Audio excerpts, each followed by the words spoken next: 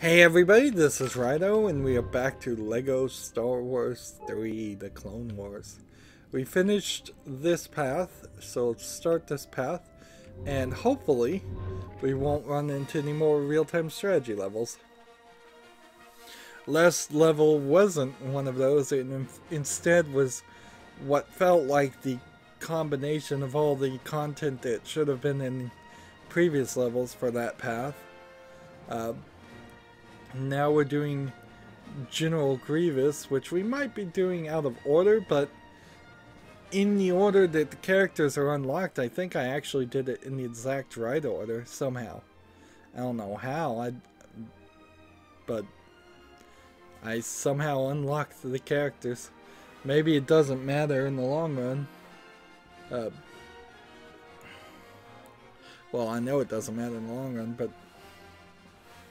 maybe you play as different characters in different levels? No, that wouldn't make any sense. See, and the problem here is, if this is supposed to take place, like, chronologically after the first two runs of levels, I don't really know or understand. It seems like these clone troopers or stormtroopers, I think they're clone troopers, change all the time, and there's just a different person always. It seems like Anakin and this alien Jedi sometimes are around and sometimes aren't. I suppose we do have now Robono can open these panels, press B to activate them.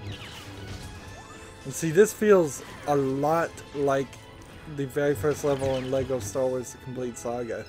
This is the very first level in LEGO Star Wars.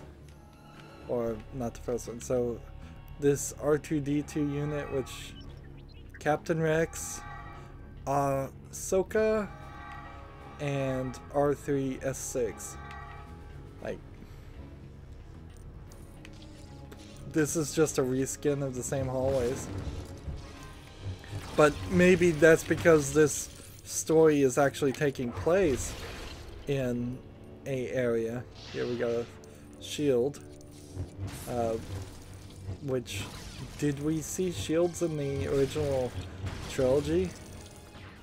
I mean, it would be so easy for them to add technology. Oops. Probably not do that. And nobody would really question it.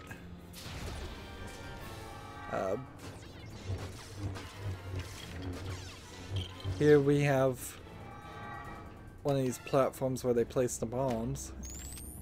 And so they wouldn't really get into it too much, but I suppose one man's rebel force is another man's terrorist organization. Do I have to do something with this?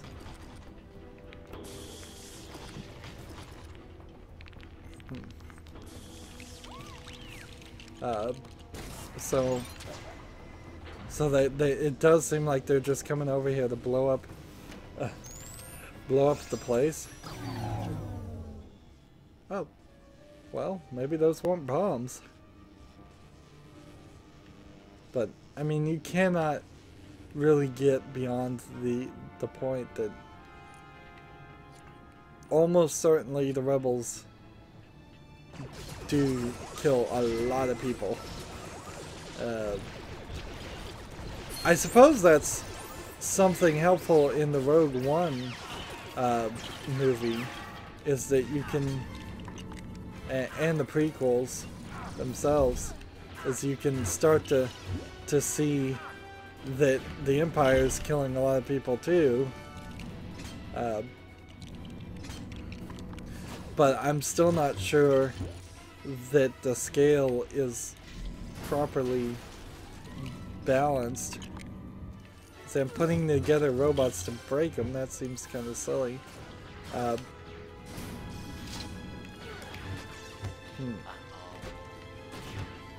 Yeah, I guess the problem, particularly with the prequels, is we don't know the atrocity.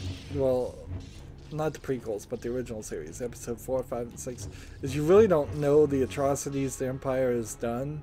It's just kind of talked and said that atrocities have happened, but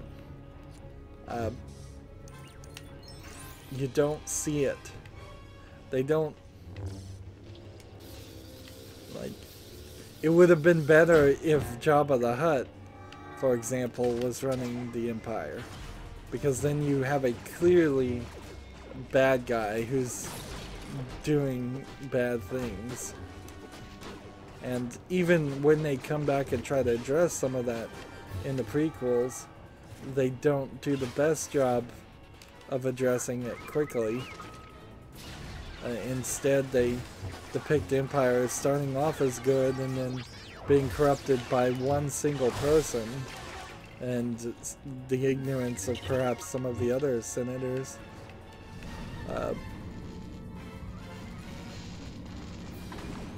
And it all comes down to the, what is it, Order 66 to kill the Jedi. Like, why am I building enemies, my own enemies? Why is that something you can do? I guess I shouldn't complain too much though. At least they're not giving me a real-time strategy level. And at least this is a regular LEGO level that we've been missing.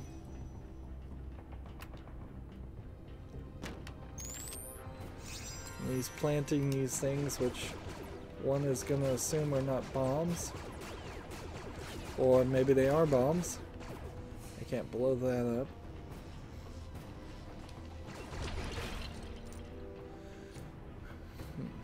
So I guess I need to just trying to hit everything, blow everything up, see if we can get any collectibles. I guess if you don't play as the Jedi, you won't put the robots together. Or breaking coffee stations.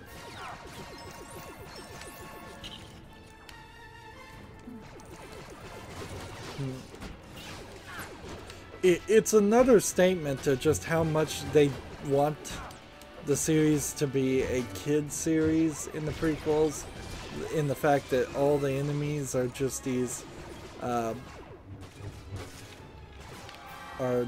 these robot droids running around shooting at them and giving them excuses to kill things without actually killing things.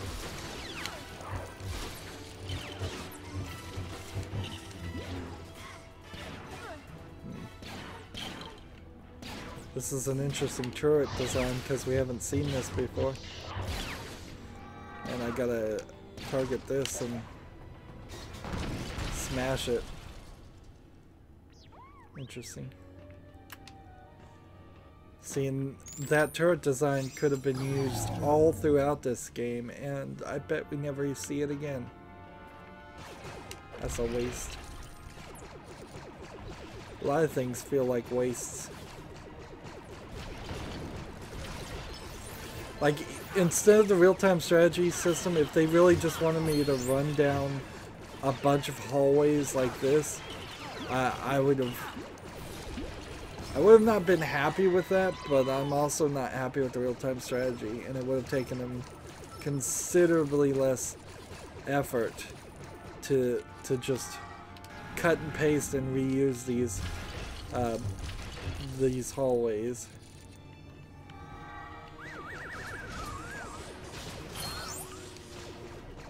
Killing the little trash bots.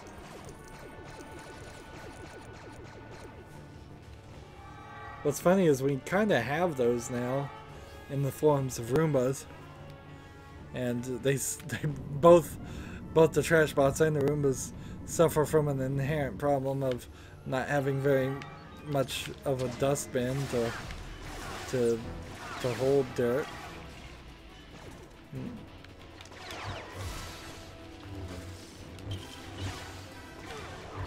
And see, now we can break these guys just by using our lightsaber and pounding the ground. There was a whole level we had where that was not the case, and you couldn't kill the shielded droids that look like that. Let's go ahead and I guess I have to use the force on them.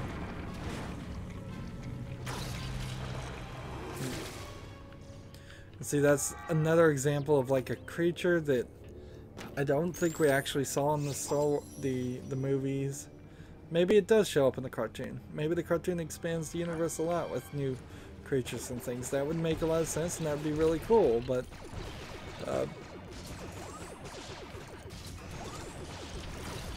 inherently I think there's a problem here. If this wasn't a Lego game, instead of trading on that, why didn't they just make a kids game and show the cutscenes from the cartoon? Like, that would have worked a lot better. And it would have had the voice acting from the cartoon. And it would have ensured that people actually knew what they were supposed to do and what was happening. It's kind of strange that we don't see that happen more. Mostly it's because people don't want to make kids games at all. THQ in particular was probably one of the biggest, if not the biggest, kids video game makers, and they managed to overspend their budgets so much that they went out of business, amongst other reasons that they went out of business, and that killed like all the Nickelodeon licensed games from being listed. But they'll probably get license rescued eventually, but maybe not, because they were licensed games for Nickelodeon things that probably people don't remember anymore, or people are kind of old. This is interesting. I thought R2-D2 could hover, but this guy can't.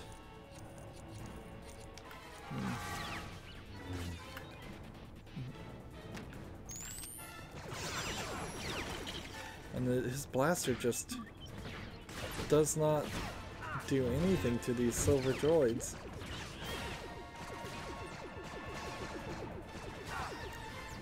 And these guys just show up out of nowhere. Well, why should I even bother to fight them?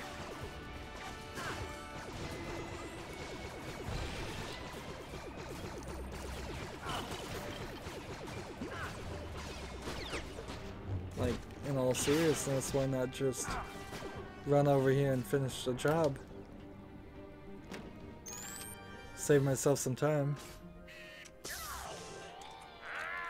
Oh, the robot betrayed him.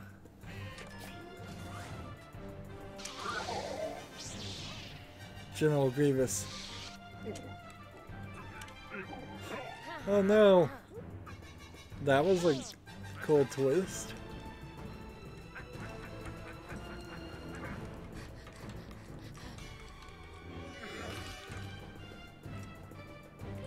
And I believe General Grievous is a droid programmed to kill a Jedi? Specifically? Is that how it is? Or is he actually some kind of species?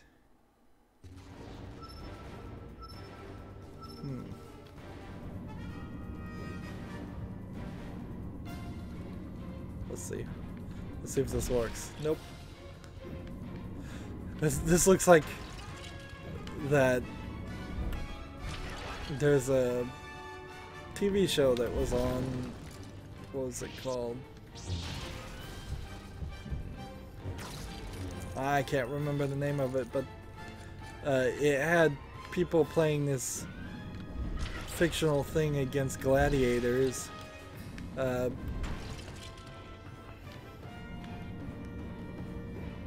Yeah, I'm not gonna be able to explain that show. Oh, so it was called American Gladiator, I believe. Yeah. if I'm remembering correctly. I guess I'm supposed to build a robot here. And then I'll use his robot arms to shoot.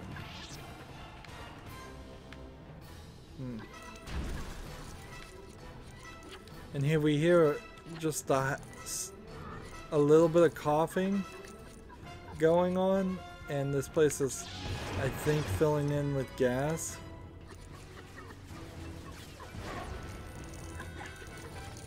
And see, that robot just decided to totally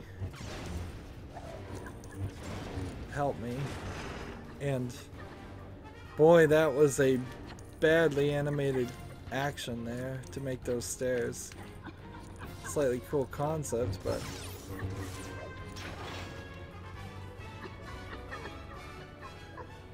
so this gate is just completely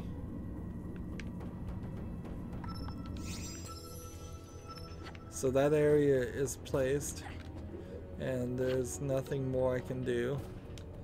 So moving on. And see, we're playing another level, which again, if we can do this, if we can have an entirely completely different section have something happen, then why not break up the level and just have Anakin's story and Ashoka's story? There's nothing wrong with the gameplay playing like that.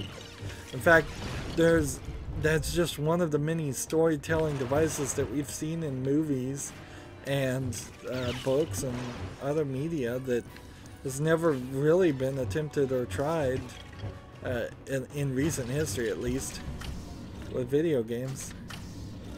Let's see, what am I doing with these servers? And what are servers actually doing in the Star Wars universe? It's kind of something we didn't see. Like, all the technology in the Star Wars universe has been completely, like, just unrecognizably different. So to see a computer that actually looks like a computer, to see a server room, that's strange.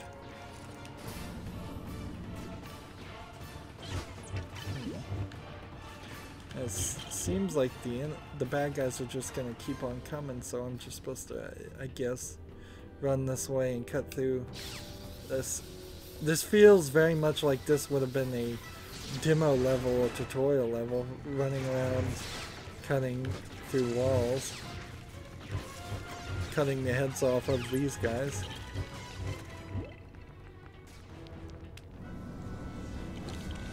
Wait, before I build that,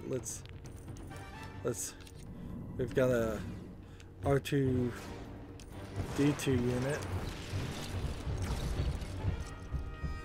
which, hey, we can build R2-D2, and Anakin did build R2-D2, which is kind of ironic considering R2-D2 and C-3PO eventually causes downfall. And see, some people have tried to make the argument that it's possible that Darth Vader knew his love Padme and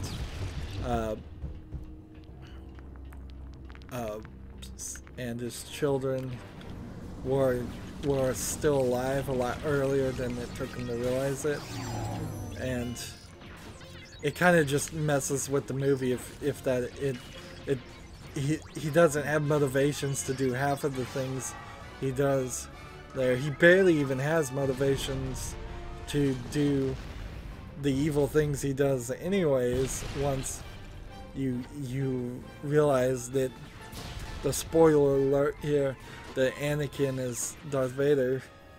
Like, it makes the dark side of the Force feel like it's this over empowering, completely personality changing drug. Which that would be probably a better way to tell this tale, is to have Anakin just fall into an addiction mentality with the Force and use it more and more until it just drives him completely like crazy. But it's such a change that even an addiction doesn't fully explain it. It would have to be a full like personality change and insanity in its form. And if that's the argument you're going to make, that Darth Vader is insane, then you can't also have him be the cold, calculating person that you see him as a leader of the Empire in Episode 4. And Episode 3 and Rogue One, as they are now part of the canon, only makes it seem more strange. This might very well be just because I don't fully understand it, which is also a problem with the Star Wars series, and it's why The Force Awakens is probably my best chance in my lifetime to get into Star Wars without being overburdened by having to watch at least 6 hours of movies, that 3 of which are not going to be great. So I still, and I know I'm very late to the party here, I still haven't bothered to watch The Force Awakens. I'm waiting for it to either come out on Blu-ray and be on sale, or come out on TV.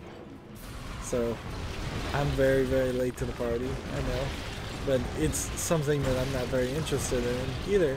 And they didn't really do any great outreach to make a Star Wars video game, and that's where they would have caught me as far as The Force Awakens.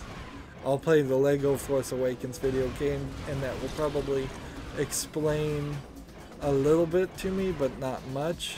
And in all honesty, I think I kind of know. I'm just very carefully walking on the invisible walls there.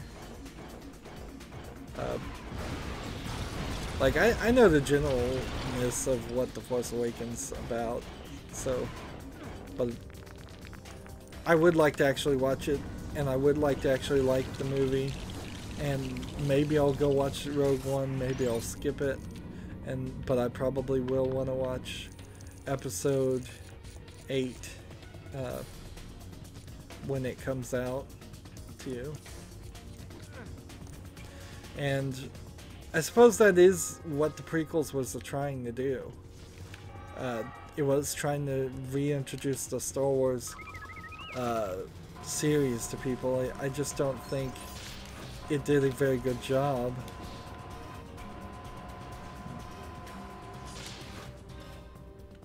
Press and hold A to hover. Is this a vertical sync thing? Because this is not working.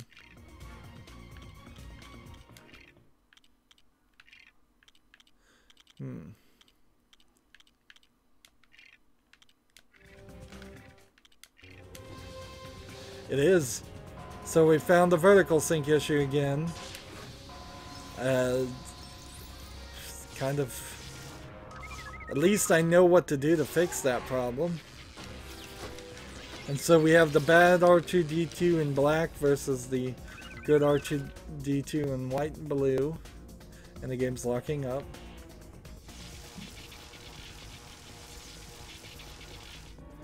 And so when we turn on vertical syncing, it just becomes worse. The lockups.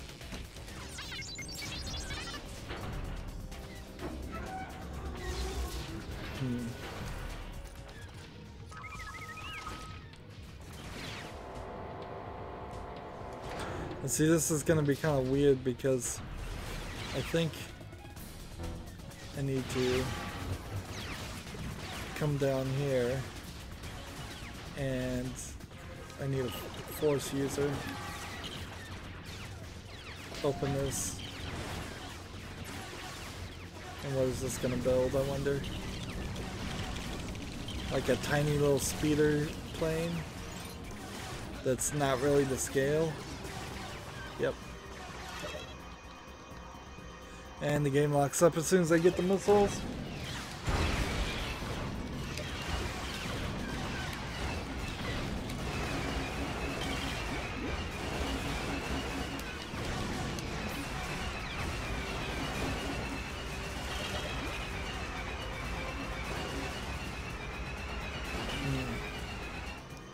Now I guess that means I can fly a little bit further this direction, but not really. Alright.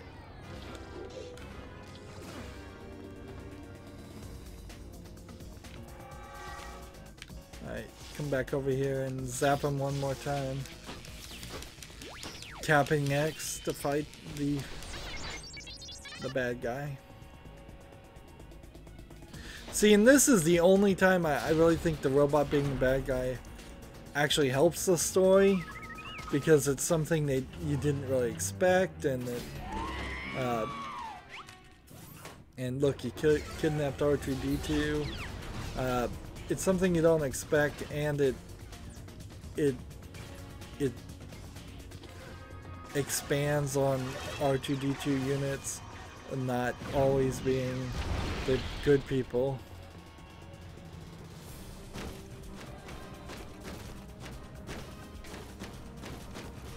Let's see, I assume I'm just supposed to hit that. That's interesting. I fired the torpedo, then I guess we go fly and save him. Right? Just fly near him and get a cutscene.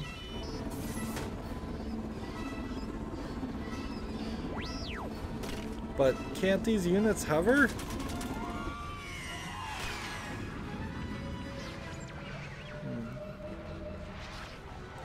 So there we have the birth of R2-D2. Which, that took 27 minutes. You could have easily taken 15 minutes of that. And there's R3-S3 and R2-D2 unlocked. So we only really, for certain, need a bounty hunter and, what else do we need? We need a C-3PO unit and a Robino. We found out we need a Robino robot too. We're making slow progress towards being able to afford score times 4. One assumes that there isn't a score times 3, but there might be. Let's see. They always start by default, I think, with Ashoka and Anakin, who I guess are the main characters. See, and it's, I guess I have to assume that the Clone Wars wasn't as big of a deal as even I thought it was, because I don't recall any kids running around as Anakin or Ashoka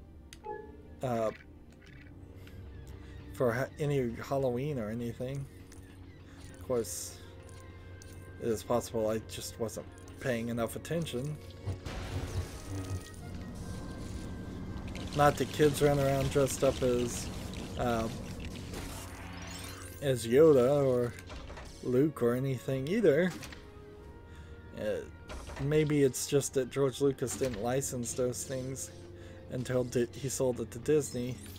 Because I'm pretty sure I did see a lot of kids being encouraged, at least through commercials, to dress up as Star Wars characters when The Force Awakens happens. And see, we know what the title of Episode 8 is going to be, The Last Jedi, which the Star Wars fans are arguing that Jedi is plural and singular, so that it doesn't necessarily mean that there's only one, but I think that's probably the idea, and I'm sure that if I was to guess and just spoil a movie that hasn't even been made yet, what's the last Jedi will be Luke Skywalker, and he'll teach it to Rey, the main character from The Force Awakens, and possibly teach it to some other people, the ways of the Force, and they will be this new Jedi Order. And so it'll be talking about the last Jedi creating new Jedis, not that there won't be any more Jedis ever again. It really doesn't change too much if there are actually never any Jedis again. Let's see, can I switch into this? Let's see, Lumeria. What's her name? Undilly. There's something weird about her outfit too. It seems like half of her legs are cloth and half of her legs are straps. And when you put that on here, let's put it this way and just look at her, the way, I mean, I don't know if that's a pattern or if that's the way she's dressed. It looks like she's just wearing what you would call chaps to ride horses, I think is what those are.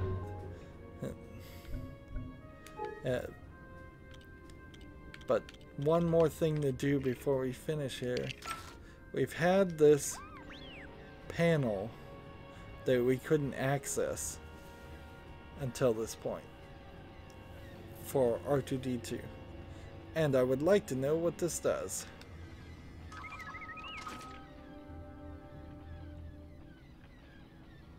Seriously? It turns on a windshield wiper? Okay, game. You got me. You got me, game. It turns on a windshield wiper. So there must be a system out there where we get a bug on the window, and then the windshield wiper must do something to give us a red brick, because I know that's how it's gonna work. Well, we're at 25.7% done. As always, I ask you to like, share, subscribe, comment, and watch every second of my videos. If you want a friend or follow me on basically any social media sites, there's a whole bunch of links down below. Thank you for watching. Have a good evening.